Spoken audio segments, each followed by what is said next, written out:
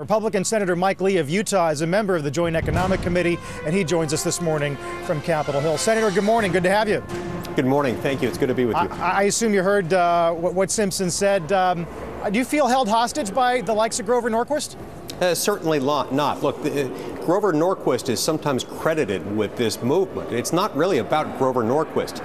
It's about a commitment to the idea that our people are already overtaxed, and that raising taxes, even if it's only raising taxes on the top ratepayers, will inevitably hurt the poor. According to the recent Ernst & Young study, we'll lose 700,000 jobs, even if we just increase taxes on the rich, on the top rates. And so if you raise taxes on the rich, it hurts the poor. If you raise them on the poor, it hurts the poor. That's really the concern. Senator Lee, it's John Harwood. I was yesterday leading a discussion sponsored by the Bipartisan Policy Center on the fiscal cliff, and one of the people I was talking with was Bob Bennett, the senator you defeated for re-election last year or 2 years ago in Utah. He said two things about the fiscal cliff. One, that there will be a deal in the end that involves some tax increases, and two, that one of the reasons for that is that the Tea Party, the influence of the Tea Party has peaked and is declining. Do you think both of those things are right?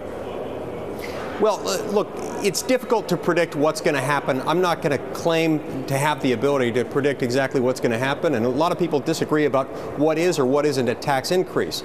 As far as the insinuation that the grassroots conservative movement that started gaining momentum in 2009 has somehow peaked and is in decline, that's just simply not true. I mean, even after losing an election with where all the swing states except one went for the president?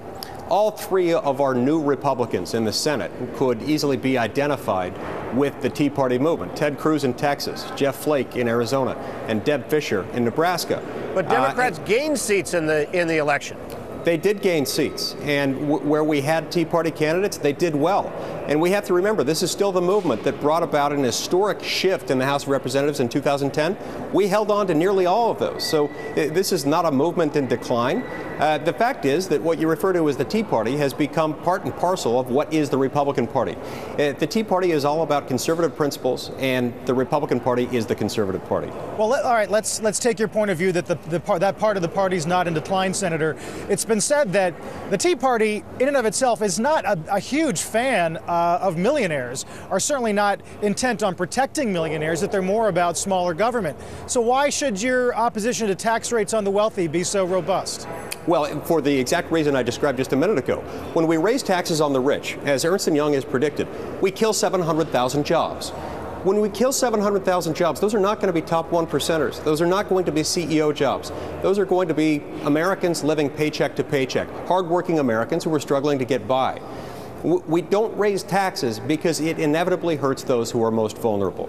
Senator, I wanted to follow up on one point you made earlier, though, which was that there are disagreements over what constitutes a tax increase. Are you saying that there are ways that the tax code can be reformed to raise additional revenue that you would accept and not consider a tax increase? And I don't mean dynamic scoring. I'm talking about actually raising revenue that is in a straightforward way.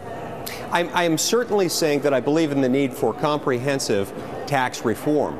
And there are those who could describe that as tax stabilization that could give us a more steady revenue stream. We have to remember that regardless of where your top marginal rate is, historically we've demonstrated that we can produce only an average of 18.5% of GDP through our income tax system.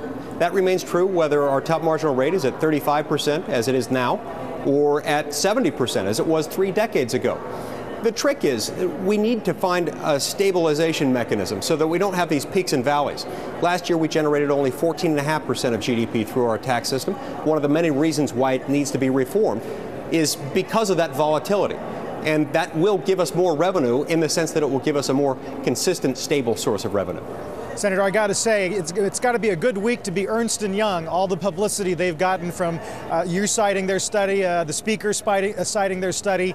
We keep hearing, though, from business people who say that tax rates in and of themselves have never altered their incentive to invest or to work harder. There have been other studies from the Hamilton Project that basically hint the same thing. Are those people wrong? Are they lying? I don't think they're lying. They may well believe that.